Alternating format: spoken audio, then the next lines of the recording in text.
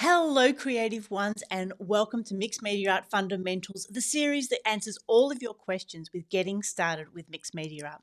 Now, I'm Michelle Brown from mixedmediaart.net, and I've been doing this for over 10 years. And I started where you did. I came as a card maker, as a stamper, having a little bit of knowledge from, crafts we did as kids, but not really understanding how to use some of these techniques to really build up and get more comfortable in your mixed media art. Now, this episode is all about getting comfortable with colour. So we're going to talk about where are you at to get started with, getting to know the basics, and then getting more comfortable and accelerating and getting adventurous. So firstly, I really want you to ask yourself, where are you at with colour? Some of you might be really naturally comfortable, just like some people are comfortable with doing their hair and makeup and choosing clothes and being out in the world. Some can easily seem to throw colours together and it always works and looks fantastic. And we think sometimes, I could never do that. But I'm here to let you know that there are ways that you can learn to get more comfortable with colour. So if you're more at the, oh my goodness, it's all so frightening end of the scale, this is a great place for you to start. Now, sometimes we get really scared about colour because we're worried about doing it wrong or we're worried about making muddied colours. Now, the thing with mixed media art, even though we are building layers, we're doing it slowly, we're letting our layers dry, and we do tend to avoid the mud if we're a little careful. Of course, if you're being reckless and throwing down a multitude of colours, yes, you might make a mess. But again, it's just paint and paper, and we're learning and playing, and we want to build on that. So speaking of learning, it's always good to know the basics. Now, I'm not going to jump into the colour wheel. You all know what it looks like, and I'm sure all of you have had some exposure of mixing colours and talking about opposites and analogous and all that. Way too complicated to get started. I don't know how many times I've looked at a colour wheel, looked at the paint I've had in my hand and go, I don't understand where it fits. It's not this exact colour.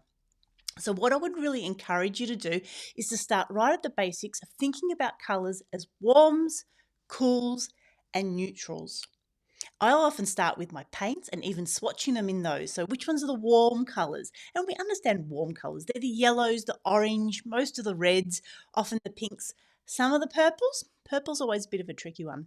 And then we understand the cool colours, the blues and the greens and the greys and some of those purples. And then the neutrals are the ones that sort of sit in the middle. They're the creams and the greys and the blacks and some of the darker blues and browns and things that sort of help us create a neutral palette. So I would really encourage you, as we have throughout this series, to get to know the paints that you've already got, swatching them into the cool colours, the warm colours, and then start creating that way. If you're not feeling very confident, it's a great place to start. So let's look at some of these examples we've got, and then we'll get a little bit more adventurous. So like we said, we really want to be starting with the basics. So we want to be thinking about warm colours, cool colours, and then where we put our neutrals as well. Sometimes metallics can fit into those neutrals. So like I said, when we're talking about warm colours, we're talking about our yellows, our oranges, and our reds. Now these are not the natural colours that I tend to get, but again, if you put them together, you can see that they mostly work pretty well. Here's a little book that I've done with exactly the same colours. And here is a journaling background that really did start with the oranges and the yellow and the red. And then by using this image, and we'll talk about using images to help us get a bit more confident, I could see that this had a little bit more green in it. So I've then gone and added that green into the background, and it's really made it pop. And we will be talking about focal points in an upcoming episode as well. But I really do like that background. Now again, if you're looking at the pinks and purples, I know some of these colours are a little bit interesting on the internet and on the camera, depending on your device. So here we've stuck with some more maroony reds, some pinks, some purples, right down to sort of a grape purple, and then used a metallic focal point to help work that together. Similarly here, using pinks and purples in the background and then a focal point that's got a little bit of green in it, so a little bit of a contrast. And then, like we said, our cool colours, our blues and our greens, our aquas, ocean colours, all those fantastic different colours. Here I've put the purple in with the cooler colours for this book cover. And another example where I've used a range of blues and then use this little image to say, okay, we've got mostly blues, but we've got some pink in there as well. and then gone and added the pink in with it. So while it is mostly a blue background, it does have those little bits of pink to make it look interesting. So that's what I'd certainly encourage you to start with. Your basics is looking at your warm colours and your cool colours and then building on them from there. So once you know the basics, you've done that with your inks, with your paints, with your inks, with your markers, that can really help you get started. Now, to getting more adventurous, there's lots of ways of doing it. Like we said, choosing a warm colour, then adding a dash of an opposite colour. So that might be a blue or a green for your warmer colours, and it might be a pink or an orange for your blues. And then when we're ready to take it up a notch, there are so many tools at our disposal. The first one, help me create this piece, is the wonderful internet. So I used Pinterest to search for steampunk inspired colour palettes. And then I identified 3 that I really liked. And then again, swatched my paints over a little bit of ephemera so I could decide which ones. Now this is painting number 2. And we can see here that we've got the cream in the background, the blue, the browns. And so this was the colour palette I then used for this piece. So you can see how having something just as simple to get you started, and you can see the colours aren't exactly the same. The blues are a little bit different, but it was close enough to make me feel confident that I could use those colours together. And having a book where we put all the details of our images can also really help us to go back and use those colours again. If we're looking for something that has that colour palette, we don't have to try and work out how we did it. We've already got all that information there. With this piece, I also then went on to look at which inks then matched. So looking at the blue, the brown, the orangier blue, orangier brown I should say, and the sepia. So looking at how we then match our inks to our paints, resulting in a really magnificent piece. And this has been done exactly how all the ways we've been talking about. Putting down ephemera, putting down some paint, using some stencils, using some stamps, putting down some focal images, and then finishing it off. So when we're really ready to take things to the next level, we have the most fantastic tool created by Sarah Renee Clark and her team, and it's called the Colour Cube. Now the Colour Cube comes, there's 2 different boxes. Can you see them there? They come in this most amazing box for starters. I mean, don't we all just love a good box?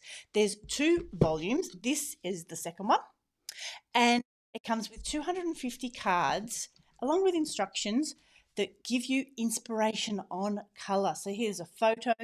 Here's the colours that they've suggested, and then if you turn over, it gives us a list of the colours, it gives us a number, and then it gives us different shades as well. And we can see how I've used this here to then identify similar colours that I've got. Again, they don't quite match exactly, but it's enough to get me started.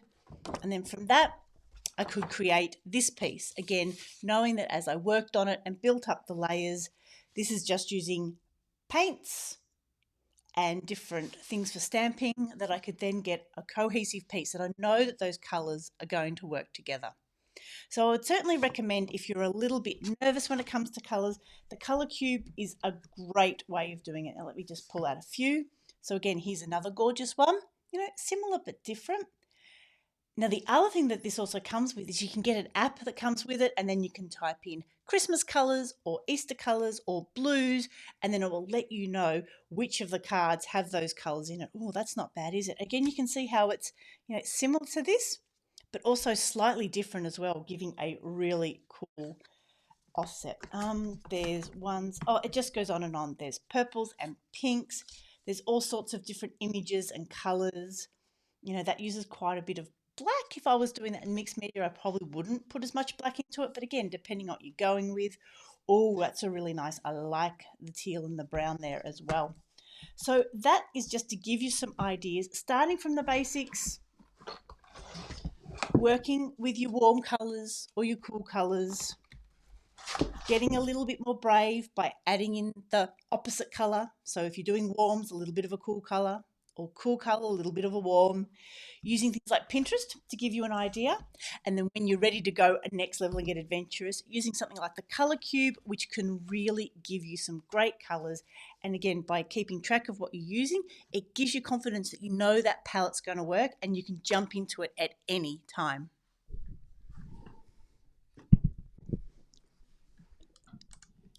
So I hope that's given you some ideas about getting comfortable with color. Like we said, know where you're starting. If you're already confident, that's fantastic. Go for broke. If you are feeling still a bit scared and apprehensive, just remind yourself it is only paint and paper.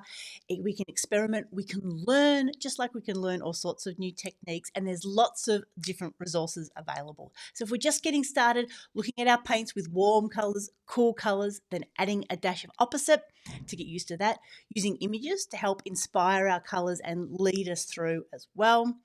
We can then look at using things on the internet like Pinterest to give us specific colors, or like I said, taking it to that next level and getting really adventurous with something like the color cube, because there's over 500 or so, 500 to lots of 250 color palettes available, and you can use them for your colored pencils, for your paints, for your markers, for your inks. The limits really are as far as your imagination can go.